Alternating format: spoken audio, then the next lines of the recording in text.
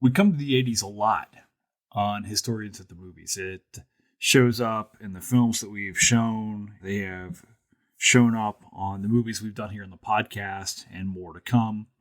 And I think for good reason. Most of us kind of probably fall into that range of either Generation X or maybe early millennials who were directly impacted by the 80s. You either grew up in them or just after them or maybe in the shadow of the 80s. But there's no escaping films from the 80s. In fact, we're doing a movie this weekend, The Breakfast Club. I think the best high school film ever made. But you're free to make your own opinion on that. You'd be wrong, but you can make your own opinion. But films, as we've kind of discovered over this last 4.5-year, 5-year experiment that we've been doing here, often reflect the society in which they are being presented. And in Rocky IV, that's no difference. This movie we're talking about today is really one of these hallmark 1980s films. It came up early in conversations between our two co-hosts today, Robert Greene II and Craig Bruce Smith, two great dear friends of mine, guys you've probably heard on the podcast already. I've told you before, they are instrumental in bringing you this nonsense through conversations we had years before. And this is actually going to be the very first time we talk about Sylvester Stallone, at length on the podcast. And his time, you had to figure it was coming. And we were talking about, well, what film do we want to do? Do we want to visit Rocky? Do we want to talk about Rambo? Is there something else? And of course, as you guys listen today, you're going to hear that we talk about a whole slew of Sylvester Stallone films, as well as the comparison, the arms race, if you will, between himself and Schwarzenegger in the 1980s. But, when we were talking about what films to do, we quickly settled on Rocky. But then you've got a question of which ones do you do? Do you do the original Rocky in the late 70s, Rocky II, which is actually my favorite? A lot of people love Rocky III, but I think it was pretty easy, especially when you consider the Creed films that are out now, to do Rocky IV. And you do Rocky IV for a lot of different reasons. Craig and Rob will probably both tell you that it's among their favorite Rocky films. It certainly is mine. But for almost any film in the 1980s coming out, you can't make this movie without talking about the Cold War. And this is very much a Cold War film. We're going to argue today if Rocky IV actually ends, if Sylvester Stallone ends the Cold War. You can argue yes. It's a short film. They've recently released a director's cut, which kind of extends it by 2 minutes, but it radically changes the film because they took a bunch out and then put a bunch of other stuff in. I don't know how I feel about it. It probably goes both ways, but you're going to hear us talk about that too. Rocky IV is a seminal film. I think for a lot of people, we love this movie. So we're going to dig into this film today. We're going to talk about Schwarzenegger versus Stallone. We're going to talk about masculinity. We're going to talk about Gorbachev, and God knows what else happens when you get the three of us idiots together in a room. But I think you're really going to enjoy it. So sit back and relax, because this one is for America. Rocky IV, next on the Historians of the Movies podcast.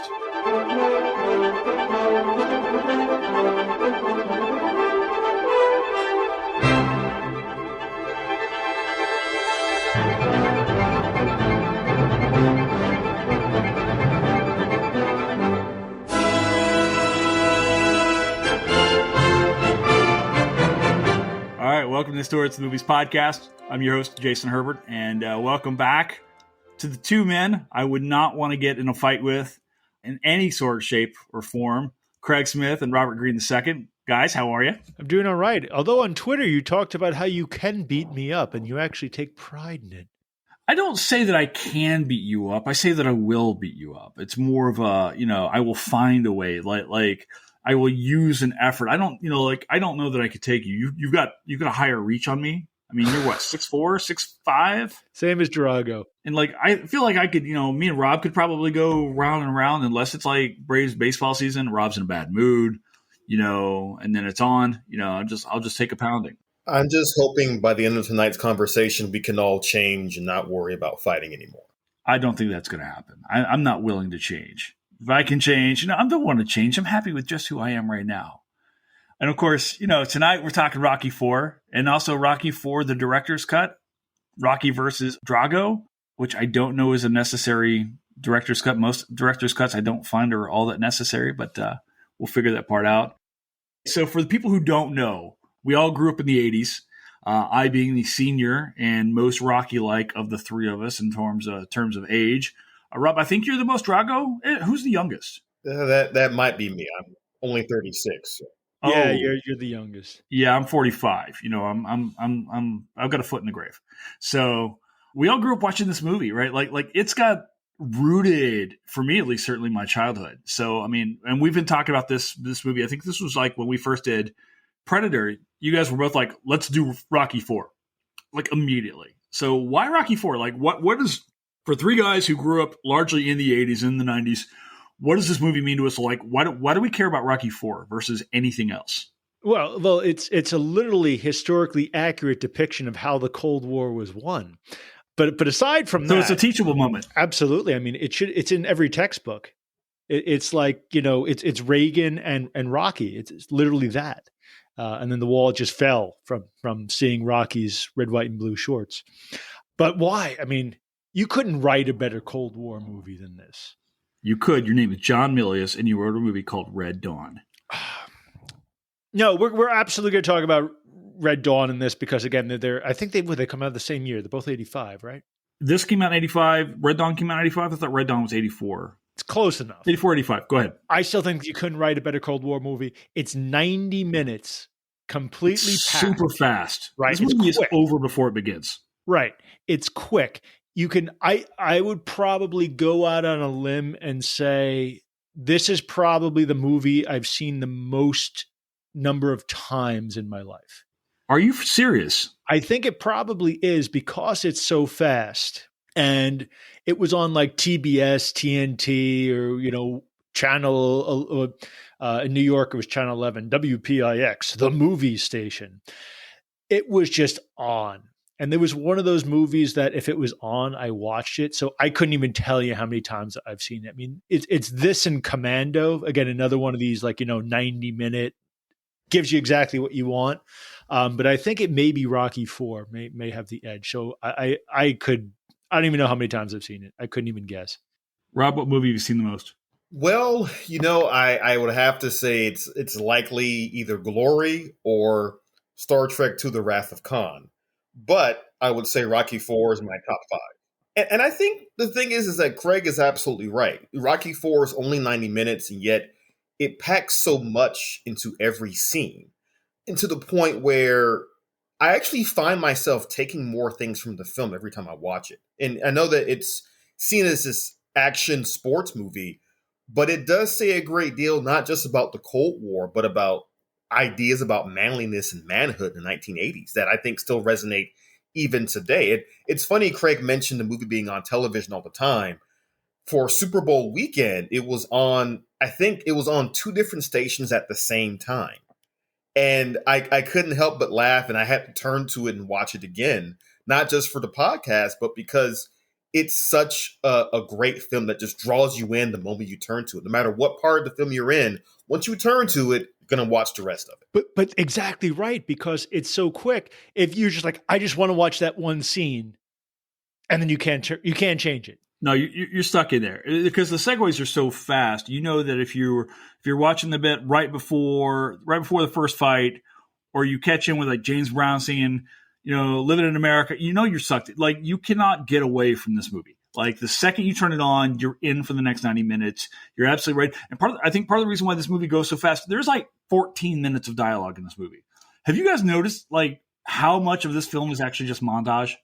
I didn't count it, but again, the montage is so good they need to do it twice for this movie. Well, they did, and we got to talk about like the differences. Rob, you were just talking about the whole idea about picking things up with this film, and I think you're absolutely right. Like, I think traditionally the way we'd approach this film is like, oh, I remember growing up watching this movie, blah, blah, blah. What does this thing have to say about the Cold War? And definitely, like, when I was a kid, it definitely framed how I understood Russia. As a kid, you know, you had all these films coming up in the 1980s. We obviously already talked about Red Dawn, and there were a whole slew of other films. Obviously, you know, Stallone has the Rambo films, which start to get into the whole Soviet thing as well, especially with Rambo 2, and obviously 3. this like frames, and even in this movie, right? It's got like the Gorbachev stand-in guy. He's got the Soviet premier. They're not hinting at anything. It's very much right there. But like Rob was just saying, especially if you've watched the director's cut of the Rocky versus Drago thing, where I was looking at it at first before I went to watch it, I was like, this movie's only 2 minutes longer than the original. Like, how is it a director's cut? But they went back and cut out 40 minutes and then added 42 new minutes into the film. And a lot of that focuses on Apollo, Duke, his trainer, who we get to see more of Tony Burton in the remake. And a lot of this is very open dialogue about what's the role of a man, what's the role of a warrior. Do you get to choose your life? Do you get to choose your death? There's a lot there. The one thing I did notice, again, between the original and director's cut, is the one thing that really is missing is Brigitte Nielsen, Stallone's ex-wife. And I'm curious if this was by intent, because Ludmila Drago basically vanishes in the director's cut. She's just there, in the background to smoke someone else's cigarette and look, moderately menacing. Also, like, not in there is the robot. That was a smart choice. Hated the robot in the 80s, hate the robot today. It was terrible. Can I talk about someone I hate? Paulie. I had this listed down here. I just was like, could we have killed Paulie off earlier? I think Paulie's the worst part of all of these films. There's no vindication. This guy's a guy, if you go back to the original Rocky film, is like literally beating on his sister. He's responsible for the financial downfall of the Rocky family. Well, he hasn't done that yet. He's doing. We know it's coming. It's coming. Like, how does knowing that Rocky 5 is following this film change how we watch Rocky 4? He was doing smart business. Paulie's the comedic relief. Again, Paulie says some outrageous things. He has more flaws than qualities, but he's there for the comedic relief. I cannot not laugh every time he falls in the snow when they get to the cabin in Siberia. That they I can't not laugh. I mean, I think Paulie is interesting. Although you asked a question about knowing what happens after Rocky 4, and to me, it's not so much about Paulie. It's that Rocky takes this fight for no money. Right. And the older I get, the more perplexing that decision becomes. I get why he does it. And again, the symbolism of him being a warrior and not just a boxer comes into play. But there are times where I think to myself, Rocky, just take the money. Get something out of this besides your brains getting bashed in. And what's interesting is in the original story, Rocky's supposed to die in Rocky 5, largely as a result of the consequences of the Drago fight. Because you see, I didn't know this. What's this? You see it in the opening of 4, where he's in the shower and he says, "I can't stop my hands from shaking," and then he's going through all the MRIs and scans on his brain. But originally, he was supposed to die, but then it didn't test well, so they completely changed it. Oh, wow. Okay, well, we've got to talk about Rocky 5 a little bit later on, just in terms, because I do want to talk about like the Rocky opponents at some point in time. Talk about our best versus worst Rocky opponents, and certainly our best versus worst Rocky films, because I'm interested to see where you guys fall in, both on films, montages. Which one are your favorite? Do you have a favorite training sequence in any of the Rocky films? Hold that thought for just a second. I want to kind of go back here and kind of build back here and go to the Apollo thing. They really make it clear in the remake that Apollo is really afraid of falling out of the limelight and cannot quite figure out who he is, right? What's your thoughts on Apollo taking this fight versus Drago? So in the director's cut, again, it becomes more personal. I think that was a sub theme in the original, but they played up the, it's us versus them. It was more Cold War, Apollo standing in for the USA, as he's used that symbolism, as he was George Washington back in 1976. He's Uncle Sam. But I think it becomes more about Apollo as an individual rather than about Apollo standing in for the nation in the director's cut. And I think I can see why that choice was made in the 80s to make it more as a stand-in for the nation. And I can also understand why Stallone recut it to be more individualistic now. But I think it hits differently. And I want Apollo to be standing in for America rather than for his own sort of vanity, perhaps. You think there's a vanity there? I think it's just him being personal and being just kind of, frail, almost like, being very vulnerable with Rocky saying, I have to fight this fight. He talks with Adrian a lot about But Adrian goes into it and she starts talking about that man doesn't know how not to be loved or something like that. Or like he needs to be loved. Right. He can't be forgotten. He doesn't want to be forgotten. I think that's the strength of the film, though, regarding where Adrian comes in, because in the original cut, she really comes off as a really negative person. You can't win, blah, blah, blah, blah, blah, blah. She's, for the first time, she's telling him, you can't do this. You cannot defeat him. And then you get to see really Adrian is like this really, you get to see this other side of Adrian where she's really kind of talking Rocky. She's really got both of these guys pegged. She knows them extremely well. And exactly. I think you get to see a little bit more Talia Shire, which I think is really beneficial, towards the director's cut. You get to see a little bit more of her here. It's one of the parts of the director's cut I liked more was the differences we got to see in Adrian, I think. I want to ask you regarding the first fight. The name of the referee, Lou Filippo, used to be a former professional fighter. He's in the Professional Boxing Hall of Fame, was apparently one of the presidents of the Professional Boxing Associations. Is he the worst referee of boxing on film all time?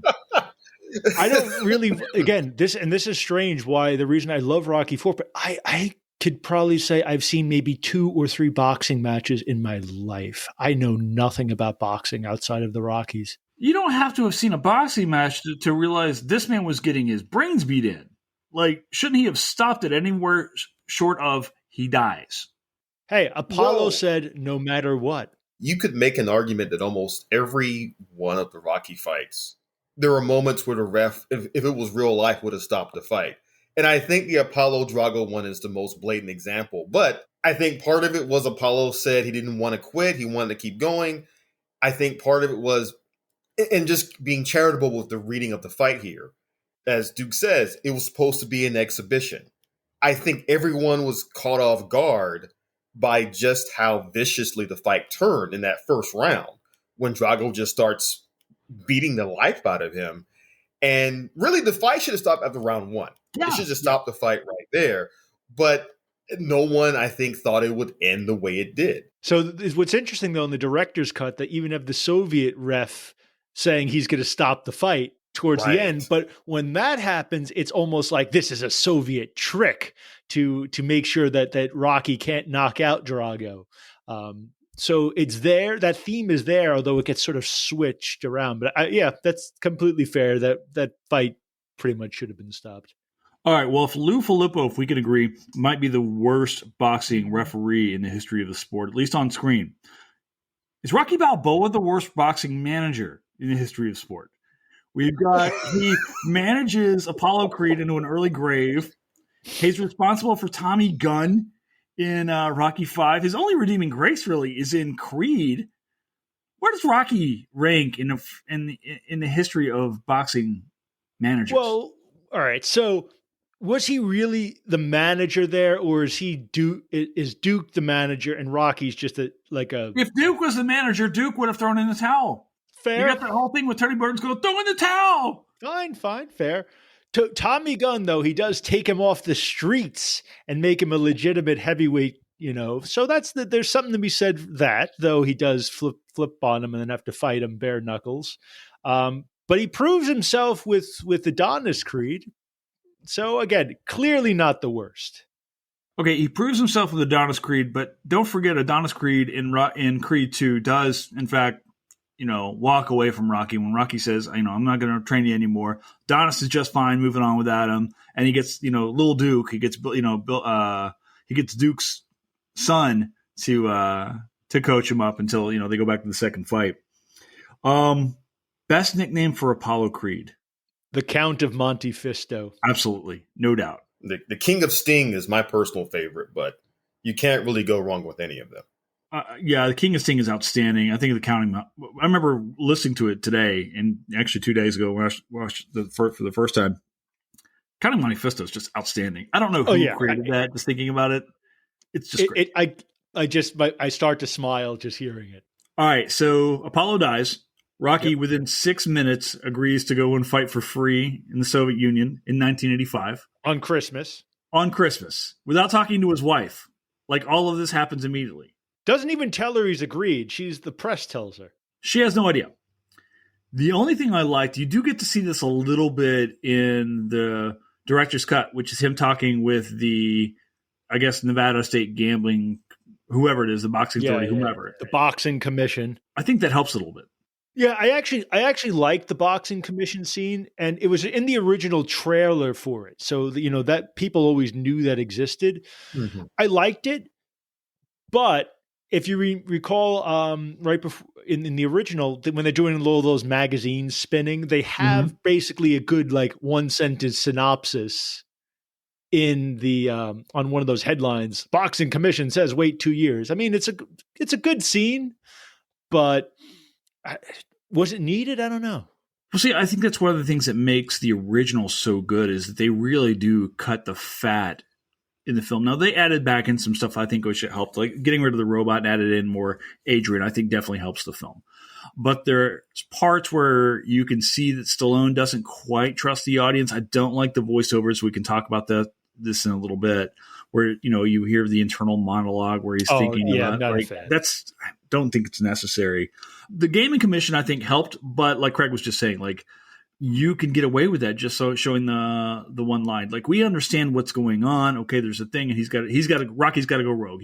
But here, at least in the director's cut, they say he officially releases the belt and moves on, right? Because he's going to go fight outside the lines. Is Ivan Drago being used by the USSR? Can we talk about this film in terms of Drago's story for a second? Sure. I mean, it's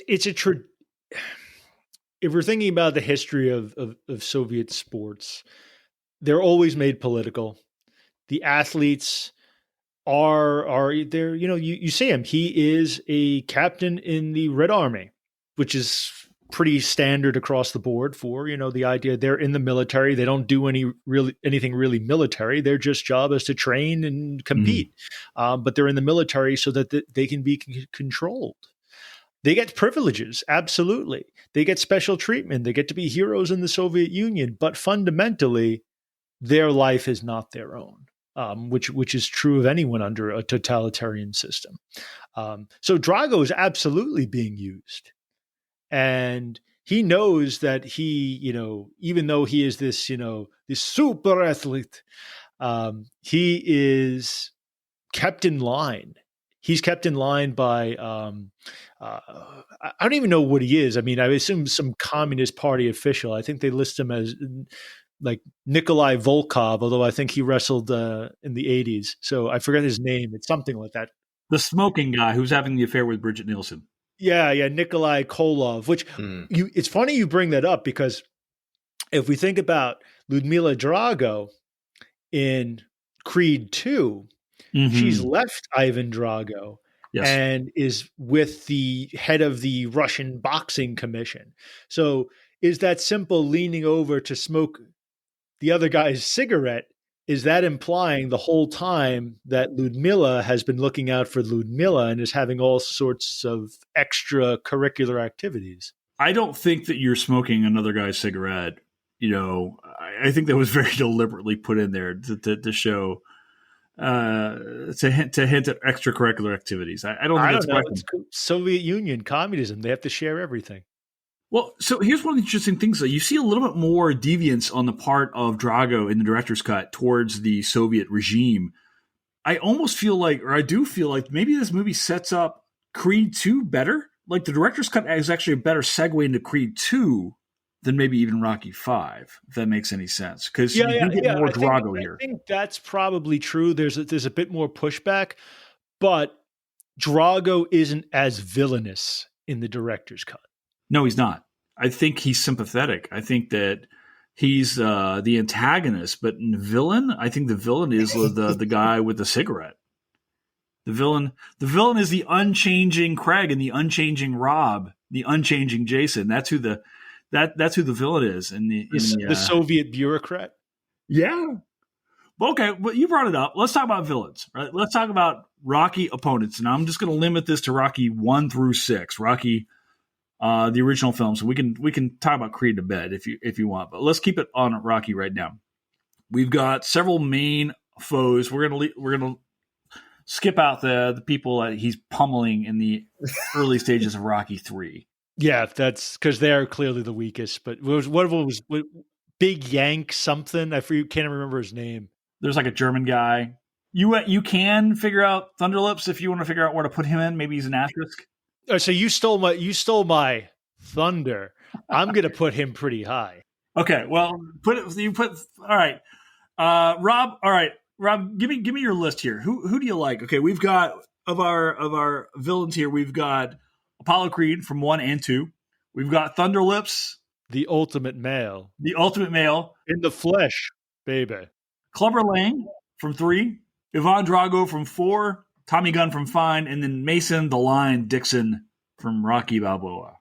Gentlemen, the floor, the ring is yours. All right, so Mason the Lion Dixon clearly at the bottom. Really?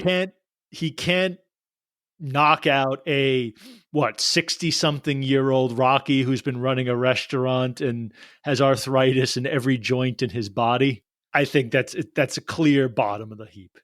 I would actually defend Mason the Lion Dixon because don't forget in that fight, he breaks his hand in the first round. And that's actually a subplot of the fight is that Dixon feels he has to prove his toughness in the modern age of boxing.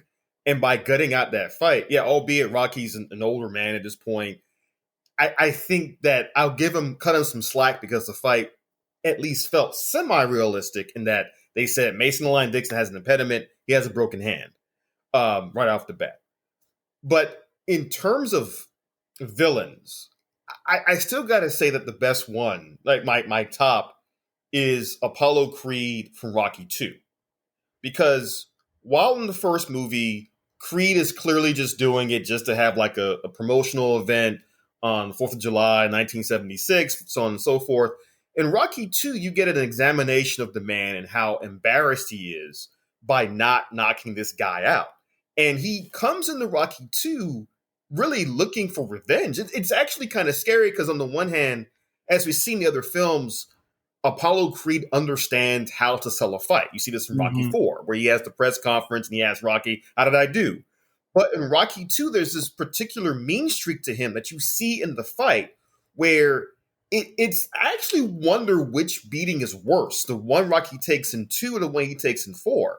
Because in 2, Apollo Creed is giving him a ton of headshots that are just vicious. And so I would say Apollo Creed in 2 specifically is, I think, at the top of the so-called villain pile. So to speak. That's a fair pick. I go Drago. I still go Drago as the top of the heap. At their peak, who do you have as the most powerful, most deadly opponent? You got Drago, or do you have Apollo Creed in 2? The thing is, I think the difference here is Drago is clearly stronger, but I think Creed being the more experienced boxer is something that always gives me pause when having this kind of argument.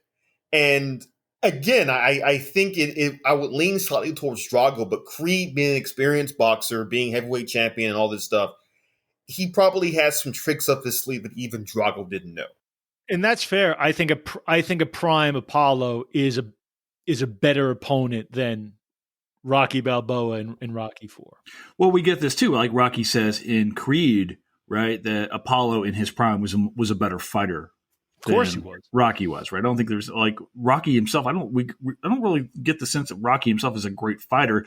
He just doesn't stop. There's this great scene, I think in the end of the first Rocky. It's like towards the end, I think it's like round 14, like Creed knocks him down and he starts to like showboat, like I got him, I beat him. And Rocky gets up and you look at Creed, they do this great shot where it shows Creed and he just drops his head where he's just like, this fucking guy won't go away.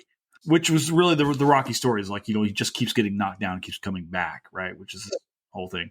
I'll add to that because remember, the one movie where Rocky is actually trained as a fully fledged boxer is Rocky 3. Yeah. Because there's this whole subplot in the second half of the film when he trains for a rematch with Clubber Lang, where they're saying you got to treat you how to actually have to train you how to actually box as like a real boxer. And then what I think is one of the funniest plot twists ever, they get to the rematch and he throws all of that out and does what Mick told him to do in the first fight, which is to let Clubber Lang tire himself out. And I think it's funny how none of us has mentioned Clubber Lang yet as a villain, but I think in 3, Clubber is there more as a foil. He's there to advance the story, where he's just the person who stands in for Rocky's loss of desire, his loss of the heart of the tiger. Whereas the other guy talking about Drago and Apollo Creed, they add something unique to the story that wouldn't exist without them. Yeah, I think that's a good point because Clubber Lang, I mean, he's got that great line of predictions, pain, and he's got pushing Mickey into the wall and inviting Adrian back to his apartment. Like he's got all the villainous, he checks all the boxes. Mr. T is just always great playing Mr. T, but he really just isn't at the same level. He beats Rocky like after, Mick is dying in the back room. He's not facing Rocky at his best. And when he does face Rocky with some form of focus, it's a quick fight. It's a relatively Lang beats himself. So you don't think Lang's got a shot versus Drago? None. No, I totally agree. I think Lang versus Drago. I mean, Drago, thanks to his spinach, so to speak, he's going to have more stamina. Even if Lang goes in guns blazing, I'm not sure that's going to be enough against Drago. I don't think Lang's strength is. I think Drago's stronger than Lang, and he's got the reach. He's got his reach, right? But where does Lang fit in versus, say, Tommy Gunn? Oh, I think he beats Tommy Gunn. I think he beats Mason the Line Dixon, but he's not in the caliber of Apollo Creed in 1 or 2 or Drago. How do we feel about Tony Burton as Duke?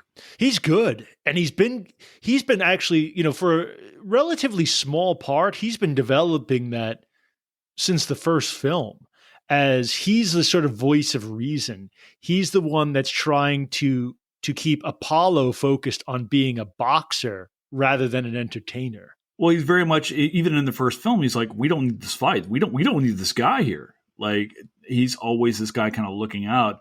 And I very much did like, he does this talk in both the original and director's cut. It's like, look, when Apollo died, part of me died too. And then you see he and Rocky become this 1-2 kind of thing. He's got a great line in actually Rocky Balboa about creating hurting bombs. Do you remember this talk? Where he's like, look, you've got arthritis and you can't run. You can't spar anybody. You're 117 years old. So we're just going to throw punches so hard that, it shakes his ancestors. I want to go back to the Apollo fight real fast because I meant to ask you about this earlier. Apollo loses this fight. He's obviously not in his prime. Is Apollo tired from all the affairs he's having? In other words, did Adonis Creed kill his father? That's ridiculous, Jason. Let me jump into this question from a different angle, which I meant to bring up earlier. I think one of the most fascinating aspects of the Rocky films is how they reflect the real world trajectory of boxing careers. And I thought that in Rocky IV, if you think about Apollo Creed as being the Muhammad Ali of this universe, so to speak. Oh, absolutely. The fight against Drago was basically the end of Ali's career, except much more dramatically ended. But I think it does show how, like Ali, Creed, as we've already talked about, couldn't let go of the limelight until it was too late. Now, if you want to add to that the problem of the affairs, that's, I think, a different conversation. But again, I think the Rocky films do an interesting job of showcasing the highs and lows of boxers. I mean, Rocky losing his money in 5 is another example of that. You see so many boxing legends who went broke at the end of their careers.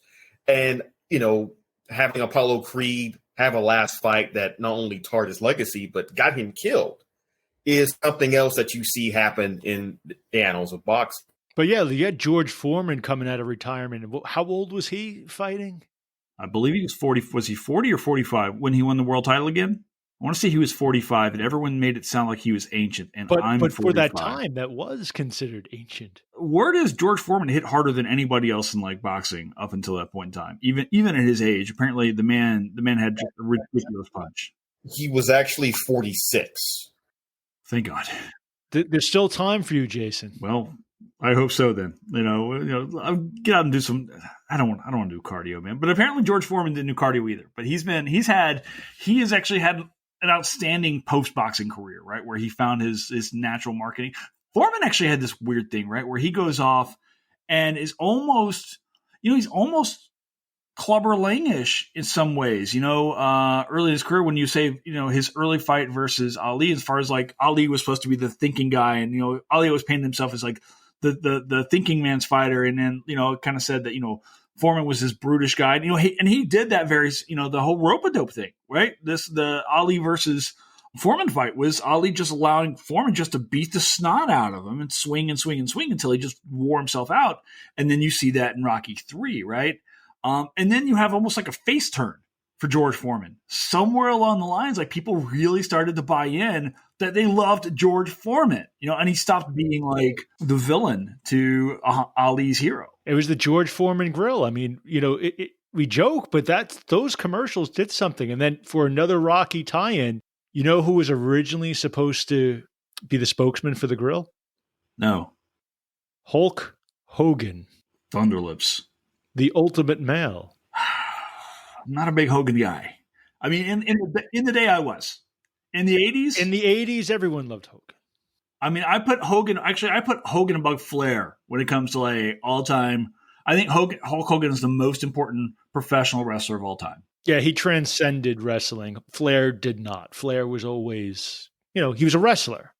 He was not, this larger than life figure, in my opinion. Hogan starts to make the feature films, not in the way that we see like The Rock or Dave Bautista doing it or John Cena, but you did see him start to branch out a little bit. There was a film, No Holds Barred, that came out in like 89 or somewhere in that range. Awful movie. Suburban Commando, right? We talked a little bit earlier about this movie and how fast it moves. It's a really fast movie. You can watch it. Like literally today I set out time during lunch. I was like, I can put this on because it's 92 minutes long. I can just knock this out over a long lunch. No problem. Part of that is because there are approximately, I took notes here earlier, 14 training montages in this movie. I think there's 3 different training montages in this movie. There's officially, I think, just 2. One is to the instrumental training montage, right. Dun, dun, dun, dun, and then the second one is to Hearts on Fire. Right. And then you've got the thinking montage where he's in the car, No Easy Way Out. Right. That's No Easy Way Out. That's a quality one. All right. So I want to do a couple different things here. First of all, I want to go theme song, not musical. What do you got? You got the best Rocky theme song. What do you have? Burning Heart. Wow. Yep.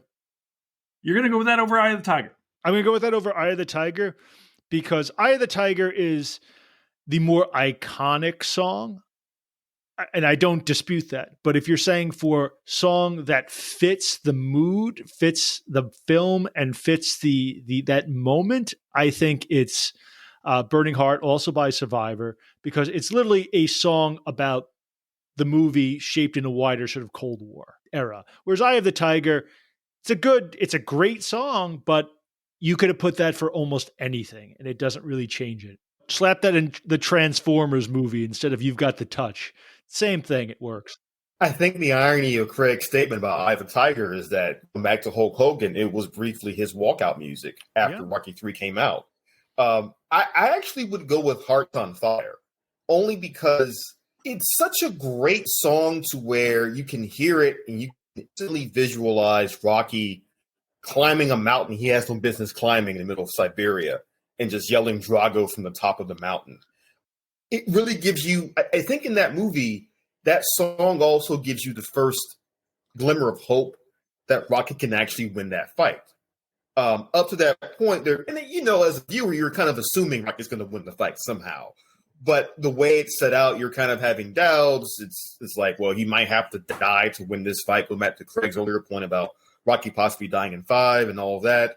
But that Hearts on Fire song plays, and it really taps into that deep desire of a person in a climactic situation to overcome tremendous odds. So I would actually go with that one. But there's a double meaning to that, because this Hearts on Fire kicks off when Adrian shows up. Oh, yeah. To the Siberia. Yeah. So it's a double meaning that he can't win without Adrian. He needs his heart. And again, see, it's actually got some depth. Look at this. Everyone says this is the most comic book of all films. No, look at the depth. And personal revelation. So it was actually filmed in Wyoming. The Soviets didn't like Americans filming in their country. Although the first person to ever film in the Soviet Union, first American movie, Arnold Schwarzenegger, Red Heat. No kidding. We've got to do an Arnold 80s. We'll do all the lesser Arnold films at some point in time. There is no such thing as a lesser Arnold film. Yes, there is, and which one I'm about to say. I got 3 words for you, pal. Last Action Hero. Oh, just that's one of the greatest. Unwatchable, right. awful. We'll save it for another time movie. So I could show you how you're wrong. But so that was actually filmed in Wyoming. So personal revelation. Yes, I was on that mountain range. Yes, I did partially run up a mountain. Yes, I did get to the top, and yes, I did yell Drago. Okay, have either of you been to Philadelphia? I'm assuming both of you have. Yeah, of course. Yeah. Have you done the run? Of course. I was just in the AHA back in January, went to the museum, had to do the run up the stairs. They've got a spot. Of course, they've moved for a short time. They had the Rocky statue right there at the right in front of the museum. They've since moved it to where it's kind of off to the side of it. A friend of mine, Naomi Rendina, another scholar, she gave me her phone to put on the Rocky training music so I could hold it while she videotaped me from my phone so I could listen to the montage music as I ran up the stairs. And I went back there a few days later. I think I saw 15 different people running up and down the stairs to do the Rocky. It's a thing that you have to do. You have to do it. Oh, I do want to say, like, I'm going to disagree with you guys on the sound on the song here. I think No Easy Way Out. Robert Tepper. It's a darker song. It's angrier. Rocky is like trying to figure things out. He's blaming himself for Apollo, doesn't know what he's got to do. He's in trouble with Adrian. It's the only of the Rocky songs from these films that have made it onto the Jason Herbert Gym playlist.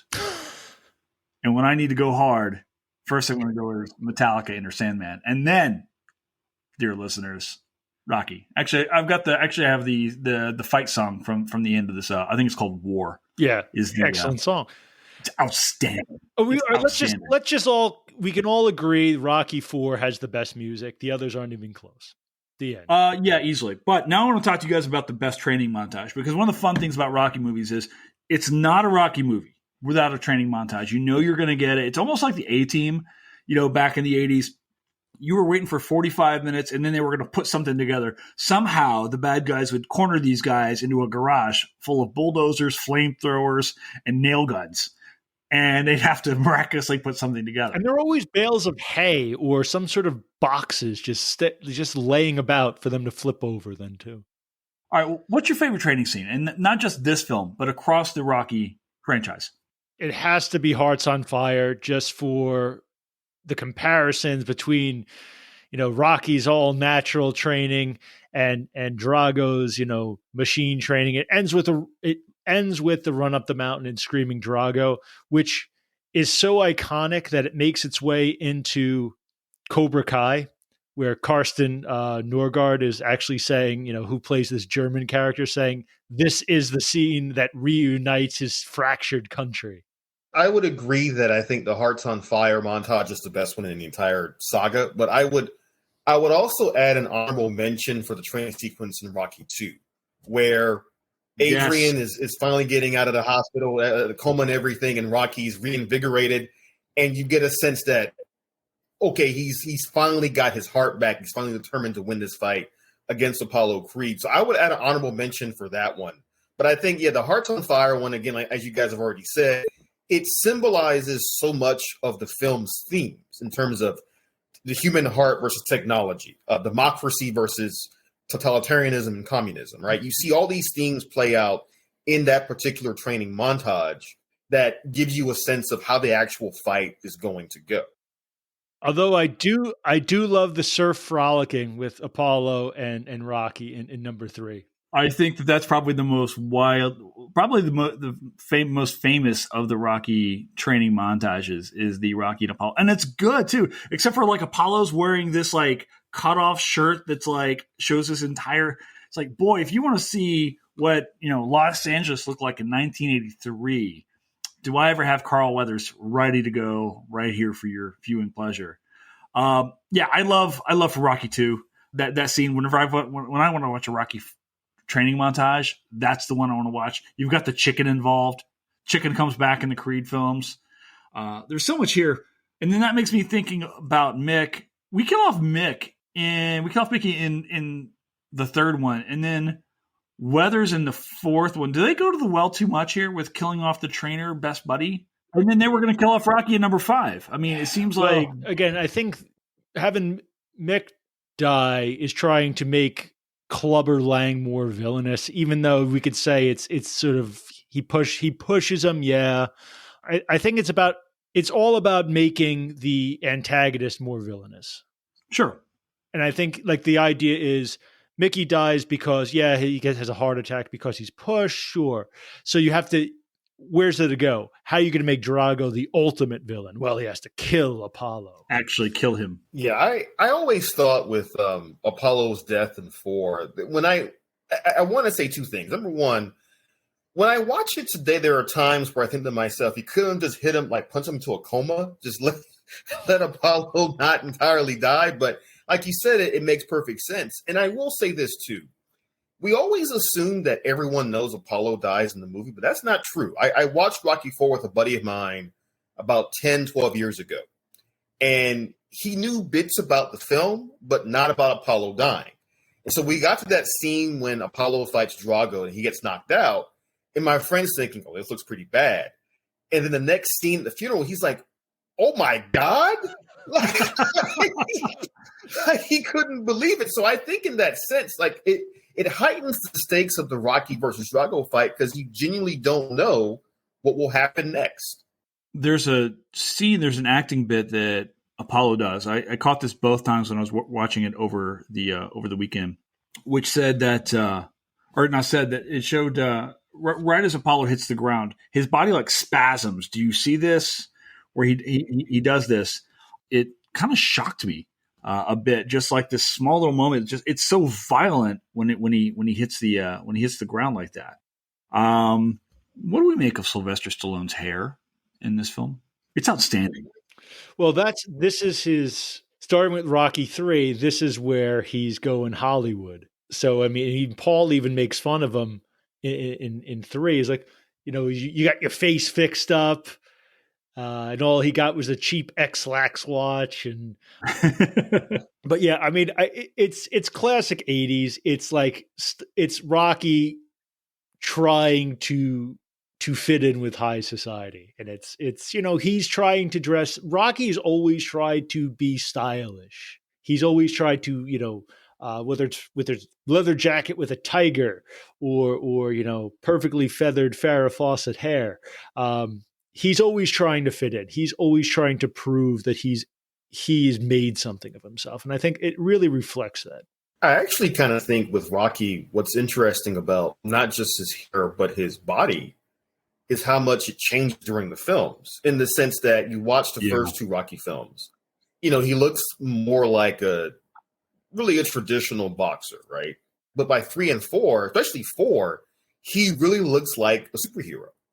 In his build, he's the 80s action hero just in the boxing ring, which makes perfect sense because it's Sylvester Stallone.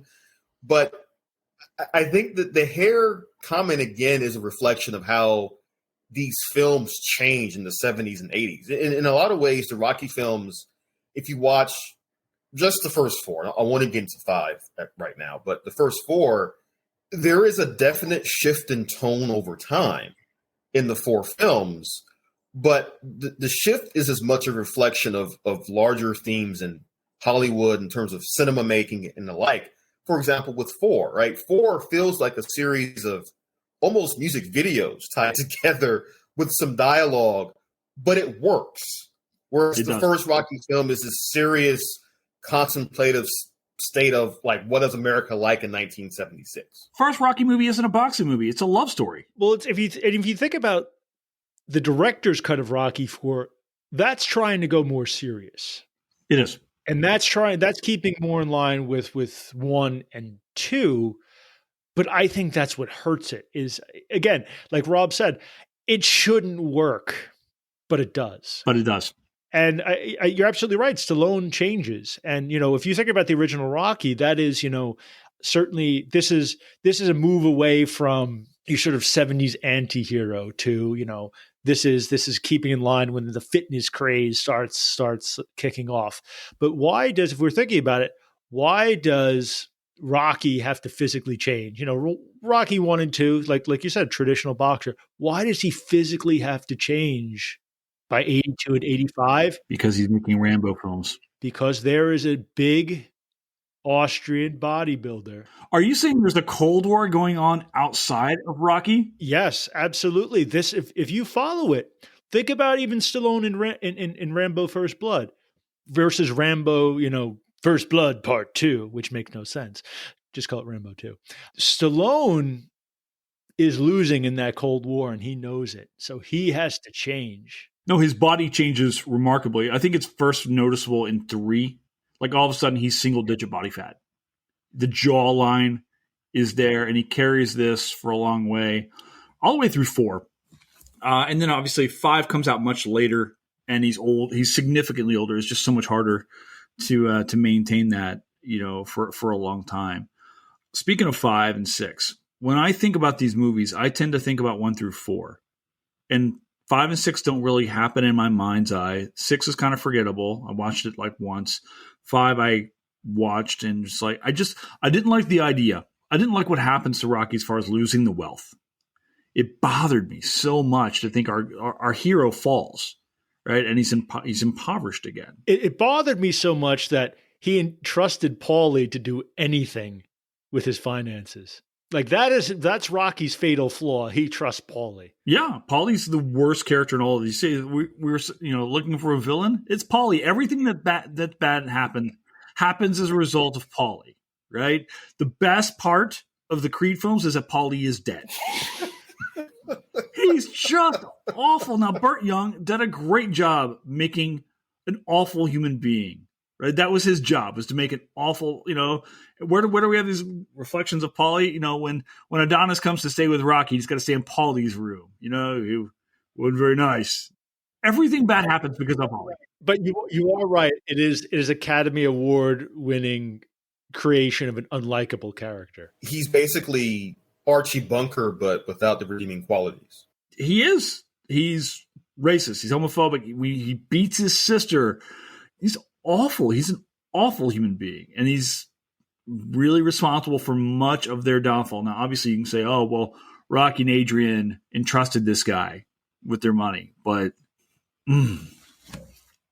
Creed 3 is coming out soon. What do you guys think about the Creed series so far? I really liked it, and I was a little skeptical going in.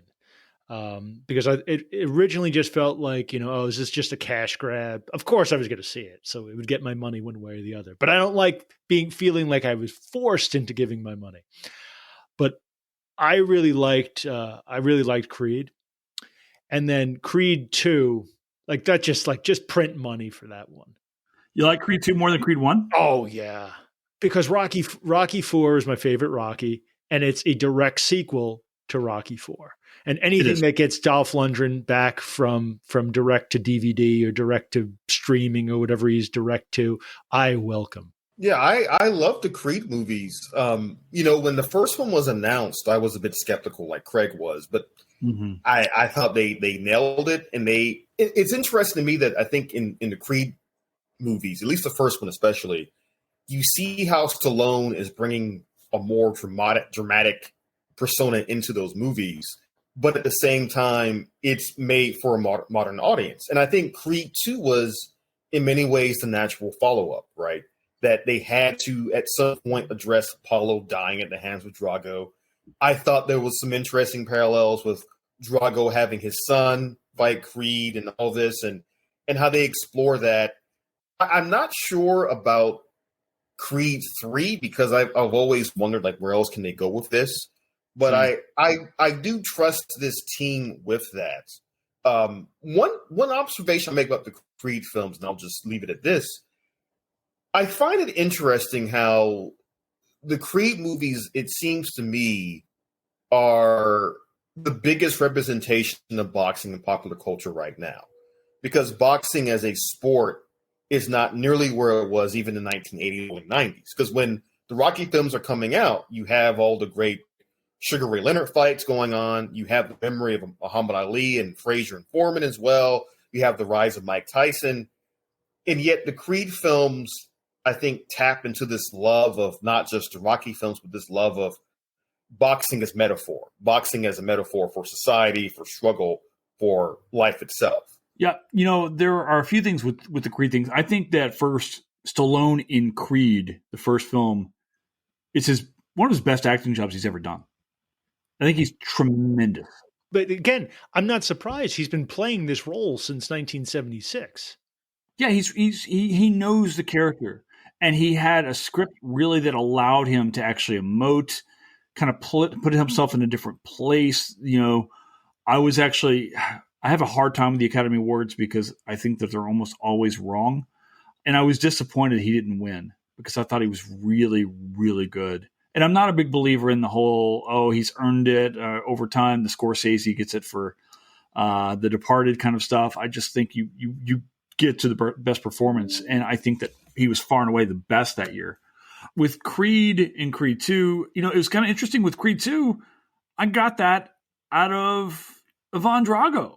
I liked that story because it became his story. And we got to see Dolph Lundgren do some really good stuff, I thought, and this dynamic between the two of them. I thought they might be almost more friendly between the two in the film, but there seemed to be some anger, at least on the part of Lundgren, towards Stallone in the film. I think that's why in some ways, I think the original works better. Because in the director's cut of Rocky IV, they tap in gloves at the end, and it's sort of like, there's some relieving of the tension. It doesn't end that way in the original.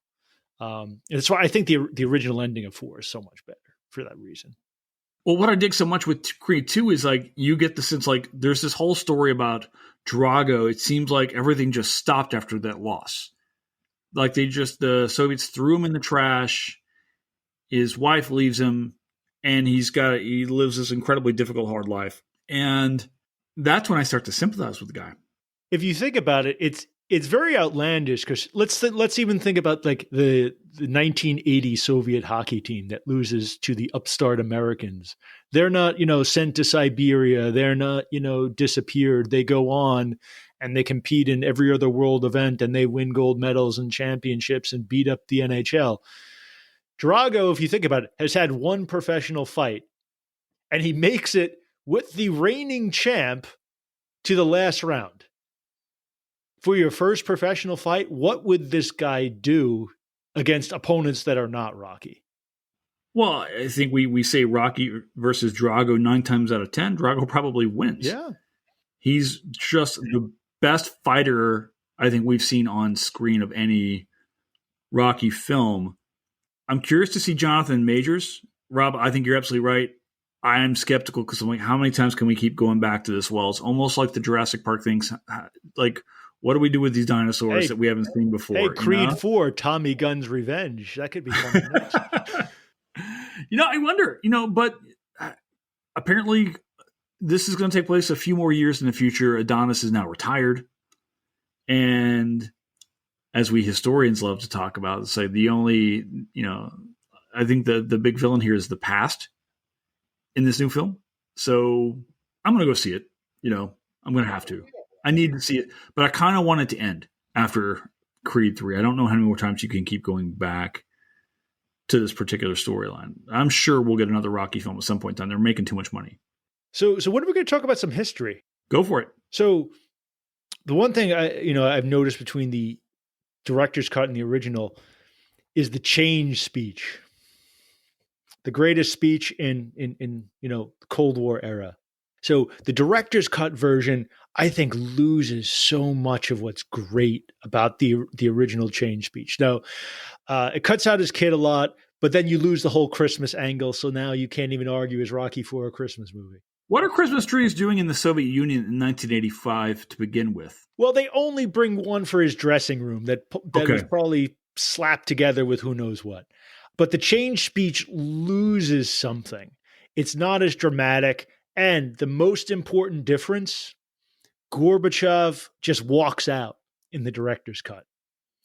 In the original, he stands up and applauds and looks at, comrade, shares cigarette of, and they all applaud. And that's really fitting in with, the perestroika, glasnost moment, that moment where, Gorbachev is looking at, almost the savior, even within the West, until Frank Drebin proves that he's up to no good in Naked Gun. Was it one or 2.5? I don't remember. It's 2.5.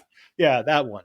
But I think that's really fitting with that moment of how, this element of hope in the late stages of the Cold War, where if you look at something like Red Dawn, there's not a whole lot of hope there. The hope is America will win. But everyone you know and love will die. Right. If Patrick Swayze can die and Charlie Sheen can die, maybe you can die too. Whereas in Rocky IV, 2 guys can settle it better than 20 million. I do want to add to Craig's point about the history of behind the film. In this case, thinking a bit about Cold War films in the 80s in general, because I think Rocky IV in a lot of ways represents the high point of the communists, the Soviet Union are the bad guys in this movie, because you have this moment where you have Rambo First Blood Part 2, where the Soviets show up halfway through the movie, Rocky IV, and then Rambo 3, where he goes to Afghanistan to fight the Soviets there. And then, of course, the James Bond film Living Daylights and all of that. Mm-hmm. But I think it's interesting, by the end of the decade, you see films reflecting this growing thawing of the Cold War. Again, Craig just mentioned Red Heat, the first American film filmed in the Soviet Union. You've got The Hunt for Red October, which is a Cold War film, but most of the Soviet characters are portrayed at least somewhat sympathetically in some ways. So I think even Rocky IV represents sort of the apex of the Cold War film. And you see within the film the shift from the Soviet Union as this enemy, faithless enemy, to by the Gorbachev standing up. And by the way, I don't want to forget, too, in the training montage, especially the second one, when you see Balboa training in the wilderness in Siberia, it's interesting to me how he's always at least friendly towards the farmers, the regular citizens of the Soviet Union. The only people he has any problems with are, of course, Drago and his, handlers and all of that. But you even see in that training sequence this subtle indication that the Soviet population may not be against Rocky as much as people assume they are. Yes. That's Grob. That's great. Again, the Cold War is not with the Russian people. It's with, the Soviet bureaucrats. It's with communism. And that's really played out, when they start cheering for him, and that line, they cheer for him, the recognition of the American, and then the American values that will ultimately triumph over the Soviets. So I think that's exactly right. So you start to see there's a separation there, and it's not this, this just amorphous Soviet bad that you see in some of the older Cold War films. Do we know where in the Soviet Union Drago was from? I don't think they ever say, do they? They call him the Siberian Bull and the Siberian Express, but I don't think they ever say he's from there. Yeah, I'm just kind of curious if it was from a satellite republic, or if it was from Siberia. It's called Sweden. Yeah. He's got a master's degree in chemical engineering. I was explaining this to my kid the other day. It's like, that guy's actually really, really smart. Yeah, world champion, black belt. He did like he did like something at MIT. He was at MIT for a while. Yeah, he's tremendous. I also don't want to discount Sylvester Stallone, because I think it might be easy to, because of some of the films, but like, the man has endured in movies now for 50 years. He has remained relevant. He's got shows on television now. I don't think you can discount that. I think that the fact is he's still around. He's been relevant for 5 decades. That's not an accident. That is an incredibly savvy actor and businessman. Yeah, I agree. And he gets, again, I think, admittedly, I think he, if you're going for the pantheon of action heroes, he's there easily, right? He's easily number 2. Yeah, easily number 2. He gets dismissed a lot. And if you think about the original Rocky, which, he wrote, he starred in, he's viewed as this sort of, this budding talent, this potential, like, man of all, talents. And then he gets cast as just an action star who's making these sort of comic book movies showing who's toughest in a ring or who's toughest in an arm wrestling match or whose mom will shoot or what have you, right? So he's got. Did we ever see after Rocky? Did we ever see him as a romantic lead? After Rocky, I'm trying to think of other films where he's been like a sort of a romantic lead. His best acting, Copland. He's not. He's no. That's not. I mean, Rocky Balboa. They have a romantic element too. But it's I don't. He never does the romantic lead thing. Ever. You're absolutely right. What about the one he did with Sharon Stone, The Specialist or something? The Specialist, yeah, you're right. He tried to do that, and that was in his series where he was doing things like Assassins with Banderas. I do like Assassins, but I like it more for Banderas than I do for Stallone. Well, Banderas had a lot of fun. It was like after Banderas gets like introduced to American audiences, it's one of his first he's kind of taking the bump from Stallone to make his way up. And Banderas, these guys need a villain role so that you can start to take them seriously as actors, and that's what you get with him in that role. But I'm wondering, with Stallone, what becomes his most famous role? Is it Rocky? Is it Rambo? When you think about Stallone in your mind's eye, who is he? I would say longevity. You got to go Rocky. It's just been a staple of film since the 70s. Well, we're still making Rocky movies with the Creed series, right? So it's still going. I think you would have to say the Rocky films are bigger. I mean, granted, he's done several Rambo films, the 21st century, but they don't have the same cultural impact as the Creed films have had, I would argue. I think overall, if you look at Stallone's career, I think most folks, they know him for Rambo, but they think of him first as Rocky. Because again, think about how, like you just noted, he wrote the first Rocky film. The Rocky movies have become such important cultural touchstones in American life to where even the villains or antagonists are incredibly well known and have become pop culture icons in their own right with their own catchphrases and so forth. I think the Rocky films are, not only are they the biggest Stallone films, I think they are, I would argue they're important pieces of modern American history and how Americans see themselves. I certainly say the first 4. That's a fair point. You're getting a glimpse of, America during the bicentennial, America during the Cold War, the highs, the lows. Whereas I think Rambo is losing his relevance the further we get from Vietnam. I think it makes sense. And we're just talking actually about his best acting performances. I think that we've talked all about this tonight. First Blood. Oh, sure. Probably has more to say than any other film that he's made. Yeah, that's probably, if you're saying as an actor, it's Rocky 1 or First Blood. And he's really good in First Blood.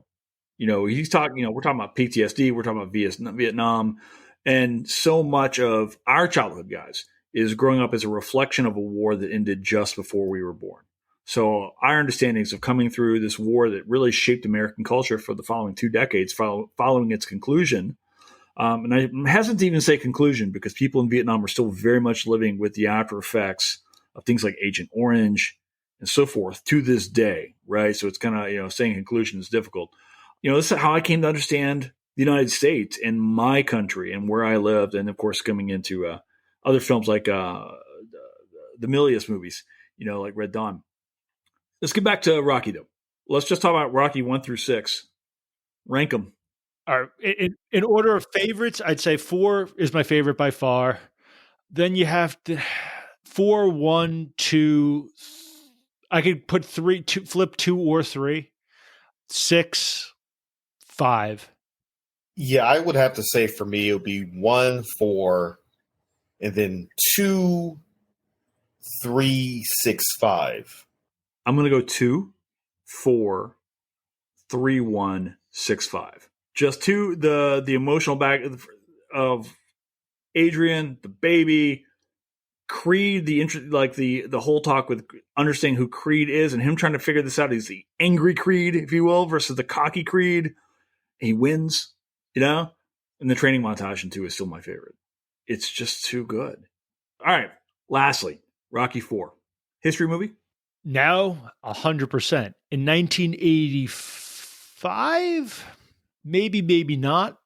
I would say there's a historical element of that this is fitting in with the wider competition of the Cold War, but also in sports between the Soviets and the US, but not really in 85. But today, yes, I have shown clips of it in class while teaching the Cold War. Again, not necessarily for accuracy, but to get a sense of how Americans understood and how they were visualizing and depicting the Cold War in that moment. I think it's a perfect vehicle for understanding mid-80s U.S. understanding of the U.S. place in the world and the Soviet place in the world. I think of it less as a history film, more of as a historical artifact of the 80s. That it really helps us to understand what the 80s was like. Like Craig, I show parts of it in class, and I talk about it to students who don't really have a sense of what the Cold War actually was. I would also add, though, as a historical artifact, it says something about sport history, which Craig kind of briefly alluded to, in the sense that the Cold War competition between the Soviets and the Americans in the realm of sports was particularly intense in the 80s. I mean, we boycott the 80 Olympics, they boycott the 84 Olympics. But ironically enough, by the end of the decade, even though we have the last real clash of superpowers at the 88 Olympics in Seoul, by that point, you're seeing more use of sport as a gateway to friendship. For example, in 88, the NBA sends the Atlanta Hawks over to the Soviet Union for the first time ever. They have an NBA team playing in the Soviet Union. So I think in a lot of ways, Rocky IV is a historical artifact of the era. It's a way to have a lens into the past. It's not a history film, but it reminds us of what a different time period was like.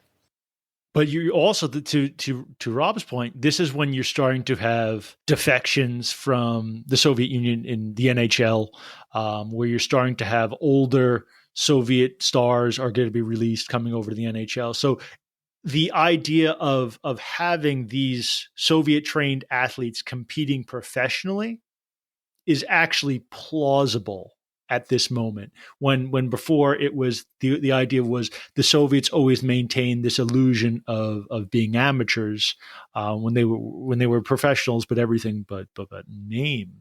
But it is becoming real. You're starting to see these cracks, and you are going to start to see within the next several years Soviets competing in North American professional sports. I got one last question for you. I was going to ask you earlier. You can box one historian. Who are you getting in the ring with? Reviewer number 2. Oh, that's not fair. That's too easy. Rob, who are you going to box? I am not interested in boxing any historians. I'm not going to touch that question. There's no winning. We all know that we're academics, and we all get along. No. The closest thing we'll get to a fight is we'll bash someone in on Twitter or in a footnote. That's about as close as a historian gets to a fight. Yeah, a 15-round footnote war sounds good. Well, the one thing I would say, any boxing match with historians would pretty much just start with we just yell historian here at each other for like 15 minutes. Well, I was going to say it would start off with I have a question and a comment. Well, you should think about what your at least what your walk-up song would be before we come back in and do what was the movie he did with the arm wrestling? Over the Top, which was it made no sense. It's such a beautiful film. I love Over the Top. It's one of my absolute joys. It's absolute trash of a movie. It's so impossibly good. I can watch that movie all day long. We're going to have to do an over-the-top podcast at some point in time. I don't know how we're going to tie it into the Cold War. Well, if you turn your hat backwards, you immediately gain strength. It's like a switch. Yeah. We all parenting because he's arm wrestling for the custody of his child. Talking about Robert Loggia. There's stuff there. We can find it. Well, we may have to do some deep dives in on over the top. And it's all to get a truck. He's just a small businessman trying to make good on the American dream. He's Lincoln Hawks. What's a more American name than that? Washington Hawks. Washington. Yeah, I don't know. Washington Eagle. Eagle. All right, gentlemen, we're going off the deep end here. Guys, thank you so much for being here and talking all things Rocky IV. Where can we find you guys online? You can find me on Twitter at Craig Bruce Smith, or get a website with the same name. And as always, all views expressed are my own and do not represent those of the estate of Apollo Creed. Rob, do your comments reflect those of Apollo Creed? No, they do not. However, I can be found still on Twitter after all this time at Greene 2. Also, I'm also a writer for various publications and such, so I'm pretty easy to find. All right. Guys, we'll find you here online next time. I'm sure we'll find another film to talk about. Yeah, or you just climb a mountain and yell Rob Greene, Rob Greene! Second! Do we say the deuce? What I don't know. What do we call? No, I don't know. We'll figure it out. Was the Yankees in '96? Oh no! See now, didn't have to mention that. See, he didn't change at all over the course of this podcast. It was a glorious day.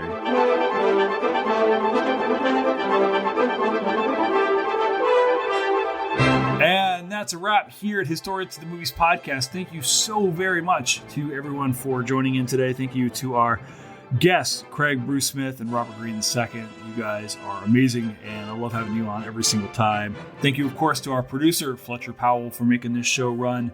And thank you to you, the listeners who are continuing to join in, listen in, and share the news of this. So thank you very, very much. If you want to learn more about HATM, you can find me at Herbert History on Twitter, or you can just search for the hashtag HATM. We've got a new website coming shortly. Should be ready to go here in a few weeks, so keep your eyes open for that. And we've got a bunch of podcasts we are currently recording, so I hope you guys are really enjoying the stuff we're doing.